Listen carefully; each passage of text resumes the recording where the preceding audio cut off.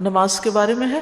عبداللہ رضی اللہ عنہ روایت کرتے ہیں، میں نے نبی کریم صلی اللہ علیہ وسلم سے پوچھا اللہ کو کون سا عمل زیادہ پسند ہے؟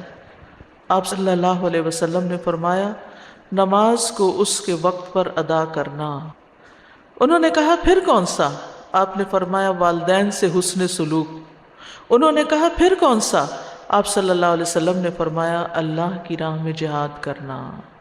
یہاں بہت زبردست ترتیب بتائی گئی ہے۔ سب سے پہلا حق کس کا ہے؟ اللہ کا۔ اس کے بعد بندوں میں سے سب سے پہلا حق کس کا ہے؟ والدین کا۔ اس کے بعد کرنے کے کاموں میں سے عملی زندگی میں سب سے افضل کام کیا ہے؟ اللہ کے راستے میں محنت کرنا۔ تو یہاں افضل اعمال کی درجہ بندی کر دی گئی ہے، اور اس بات پر دلالت کرتا ہے کہ دوسرے کا درجہ پہلے کے بعد ہے اور ان کے درمیان فرق ہے۔ قرآن مجید میں بھی آتا ہے نا، تمہارے رب نے فیصلہ کر دیا کہ اللہ کے سوا کسی کی عبادت نہ کرو، اور عبادت میں سب سے اہم ترین رکن کیا؟ نماز، اور پھر والدین کے ساتھ اچھا سلوک کرو۔ لیکن یہاں صرف نماز کا حکم نہیں دیا گیا، بلکہ کیا کہا گیا؟ وقت پر نماز پڑھنے کی اہمیت ہے۔ بہت سے لوگ نماز تو پڑھتے ہیں لیکن لیٹ کر کر کے، کبھی آگے پیچھے دو دو جمع کر کے اور کبھی قضا کر کے۔ تو اس میں اصل چیز جو پسندیدہ ترین عمل ہے اللہ تعالیٰ کے نزدیک، وہ وقت پر نماز پڑھنے کا ہے۔ جیسے سورۃ النساء میں آتا ہے بے شک نماز ایمان والوں پر ہمیشہ سے ایسا فرض ہے جس کا وقت مقرر کیا ہوا ہے۔ یہ اوقات کی پابندی سکھاتی ہے، یہ ٹائم مینجمنٹ سکھاتی ہے۔ بہت سے فائدے ہیں۔ آپ دیکھیے بہت سے لوگ وقت کی پابندی نہیں کرتے، چاہے کلاس میں آنے کا معاملہ ہو، یا کسی شادی دعوت میں آنے کا معاملہ ہو، یا کسی کے گھر میں کوئی اپائنٹمنٹ ہو، یا کسی ڈاکٹر کے پاس، جہاں کہیں ہمیں پتہ ہوتا ہے کہ ہمارا کام نہیں ہونے کا، وہاں تو ہم پھر بھی وقت کی پابندی کر لیتے ہیں۔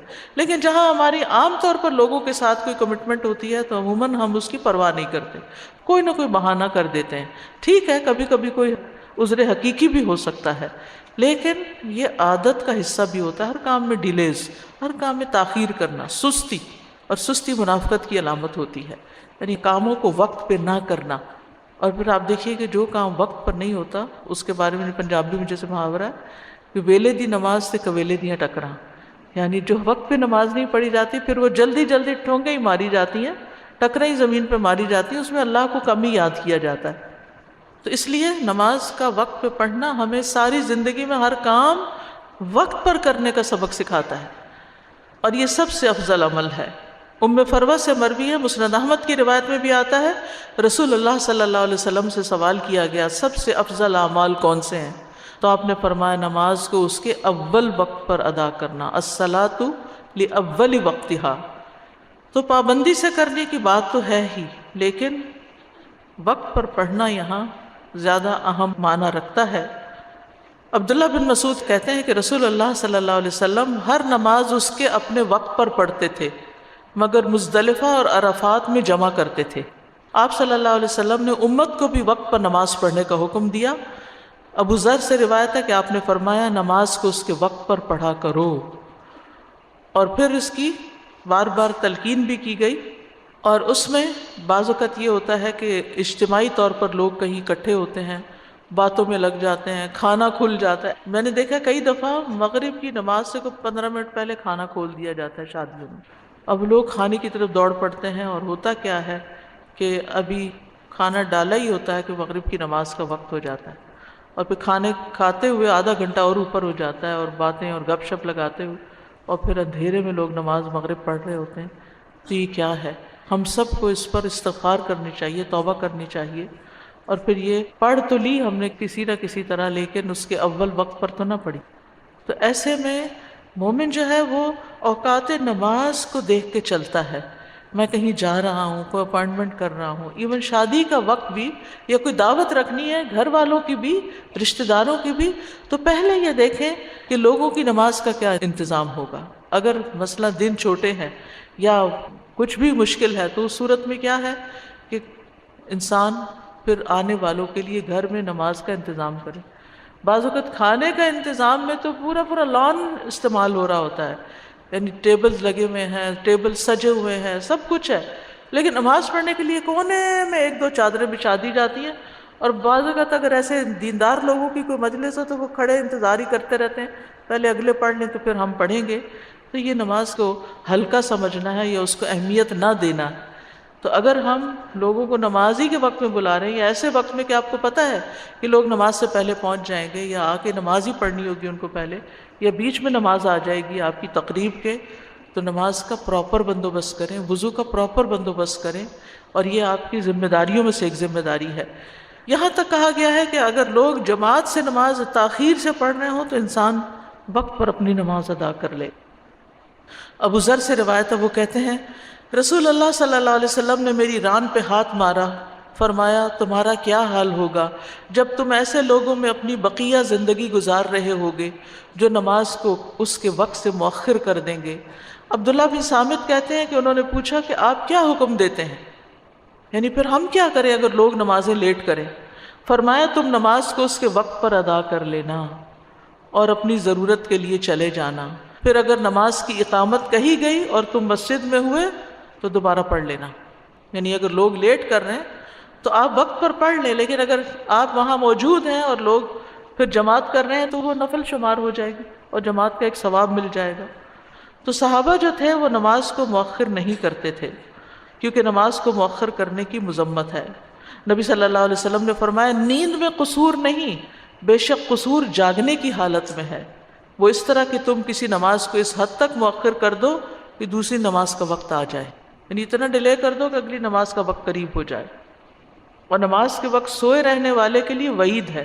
سمرہ بن جندب سے روایت ہے کہ نبی صلی اللہ علیہ وسلم نے خواب بیان کرتے ہوئے فرمایا کہ جس شخص کا سر پتھر سے کچلا جا رہا تھا وہ قرآن کا حافظ تھا مگر وہ اس سے غافل ہو گیا، یعنی قرآن سے، اور وہ فرض نماز پڑھے بغیر سو جایا کرتا تھا، یعنی نمازوں کے اوقات میں سویا رہتا تھا. اچھا، ہمارے یہاں بڑی خوش فہمی کی بات ہے کہ اگر حافظ بن گئے تو خود بھی جنت میں چلے جائیں گے اور گھر والوں کو بھی بخشوا لیں گے، اس لیے بہت سے لوگ اس پر تو بڑی توجہ دیتے ہیں، لیکن حافظ بن کر ہمارے اوپر ذمہ داریاں کیا عائد ہوتی ہیں ان کی طرف متوجہ نہیں ہوتے، اور باقی فرائض کی طرف سے پھر اہانت یا غفلت یا سستی برتنے لگتے ہیں. تو اس سے بچنے کی ضرورت ہے. اور یہ جو قرآن مجید میں آتا ہے وَيْلٌ لِّلْمُصَلِّينَ الَّذِينَ هُمْ عَنْ صَلَاتِهِمْ سَاهُونَ، اس کا مطلب ہے وقت کا ضائع کرنا، فضول کاموں میں لگے رہنا یہاں تک کہ نماز کا اصل وقت نکل جائے. یہ ان لوگوں کے لیے ہلاکت ہے. استغفر اللہ. یعنی سوچئے کہ بعض اوقات ہم گھر کے کاموں میں، بعض اوقات ہم اپنی سیٹنگز کرنے میں، بعض اوقات ہم اور کسی کو اٹینڈ کرنے میں، کوئی کال اٹینڈ کرنے میں، کوئی میسیجز کا جواب دینے میں سستی کرتے کرتے نماز کو ڈیلے کر دیتے ہیں. ایسے نمازیوں کے لیے وہ نماز بھی پڑھتے ہیں لیکن پھر بھی ہلاکت سنائی گئی. فَوَيْلٌ لِّلْمُصَلِّينَ، مصلین کے لیے ہلاکت ہے. یہاں مشرکین یا کافرین کی بات نہیں کی گئی. تب آپ یہ دیکھیے کہ یہ ہلاکت، یہ نقصان دنیا کا بھی ہو سکتا ہے. مثلا آپ روز نماز لیٹ کرتے ہیں تو پھر آپ کے کام بھی لیٹ ہو جائیں گے. یعنی دین کے معاملے میں جب انسان سستی کرتا ہے تو بعض اوقات اس کی دنیا کے معاملات اس کے تاخیر سے ہونے لگتے. کئی لوگ پوچھتے ہیں، مثلا کئی لوگ مجھ سے آ کے کہتے ہیں کہ ہمارا ہر کام ہی ڈیلے ہو جاتا ہے، بزنس کے معاملے میں ڈیلیز، پیمنٹس میں ڈیلیز، شادی میں ڈیلے، فلاں چیز میں ڈیلے، فلاں. تو میں ان کو کہتی ہوں کہ کہیں آپ اللہ کے کسی حق میں تو ڈیلے نہیں کر رہے، کسی اور کی ادائیگی میں تو ڈیلے نہیں کر رہے. سوچیں ذرا، یعنی اگر ہمارے کاموں میں تاخیر ہو رہی ہے تو کہیں ہم اپنے کسی فرض میں تو تاخیر نہیں کر رہے. اچھا ابھی کرتے ہیں دیکھتے ہیں ابھی کرتے ہیں، اور خاص طور پر فرائض کے اندر، کیونکہ نماز کی سستی جو ہے یہ نفاق کی علامت ہے. دوسری اہم چیز جو اس حدیث میں بتائی گئی ہے وہ والدین کے ساتھ حسن سلوک ہے. اس کا تاکیدی حکم ہمیں دیا گیا ہے. والدین کے ساتھ حسن سلوک جنت میں داخلے کا باعث ہے. والدین اگر کافر بھی ہوں تب بھی ان کے ساتھ حسن سلوک کرنا چاہیے. اور پھر آپ دیکھیے اس حدیث میں ترتیب کیا بتائی گئی ہے، والدین کی خدمت جہاد سے بھی افضل ہے.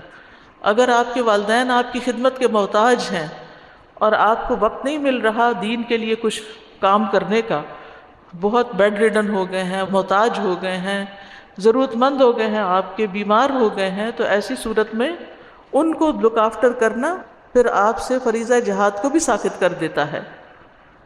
تیسرا کام، جب آپ نے اپنی نمازیں، اپنی ذاتی زندگی کی اصلاح کر لی، اپنے فرائض پورے کر لیے، والدین کو بھی دیکھ لیا، پھر تیسری چیز آتی ہے آپ کو اللہ کے راستے میں کام کرنا. اور جہاد کا معنی بہت وسیع ہے، اپنے نفس سے جہاد بھی جہاد ہے، اور دین کی تعلیم اور تبلیغ بھی جہاد ہے، اور اس کے علاوہ اور بھی کئی چیزیں جہاد فی سبیل اللہ میں شامل ہیں، جیسے حج کا سفر بھی جہاد فی سبیل اللہ ہے، اور قتال بھی جہاد فی سبیل اللہ ہے. رسول اللہ صلی اللہ علیہ وسلم نے فرمایا مجاہد وہ ہوتا ہے جو اللہ کی اطاعت کے معاملے میں اپنے نفس سے جہاد کرے. اپنے نفس سے جہاد بھی جہاد ہے. رسول اللہ صلی اللہ علیہ وسلم نے فرمایا اللہ عز و جل کی ذات کی خاطر تمہارا اپنے نفس اور خواہش سے جہاد کرنا افضل جہاد ہے. پھر اسی طرح ایمان کامل اس شخص کا ہے جو اللہ کی راہ میں اپنی جان اور مال سے جہاد کرتا ہے. اور اللہ کے راستے میں نکلنا ایک صبح یا شام دنیا و ما فیہا سے بہتر ہے. اور اللہ کے راستے میں جہاد کرنا جنت کے دروازوں میں سے ایک دروازہ ہے جس کے ذریعے اللہ انسان کو غم اور پریشانی سے نجات دیتا ہے. یعنی دین کے راستے میں نکلنا ڈپریشن کا علاج ہے، غموں کا علاج ہے. اور آپ اس کو محسوس کریں گے کہ گھر میں آپ ہیں، اکیلے بیٹھے ہوئے ہیں، دنیا کے کام کاج کر رہے ہیں، آپ کا دل پریشان ہے، آپ کسی خوف اور پریشانی کا شکار ہیں، لیکن جو ہی آپ اللہ کے راستے میں نکلتے ہیں، پڑھنے نکلتے ہیں یا پڑھانے نکلتے ہیں یا اسی طرح کے کسی کام، یعنی دین کی کسی خدمت میں لوگوں کو جمع کرنے یا لوگوں کے کسی کام، تو کیا ہوتا ہے آپ کو اپنا غم ہی بھول جاتا ہے، آپ کو یہ بھول جاتا ہے کہ آپ کو کیا پریشانی لاحق ہو رہی تھی. تو اس لیے جو شخص بھی کسی طرح کے بھی مسئلے کا شکار ہے وہ اپنا کچھ نہ کچھ وقت ضرور اللہ کے راستے میں وقف کرے، اپنی جان اور اپنا مال اس کام کے لیے ضرور لگائے.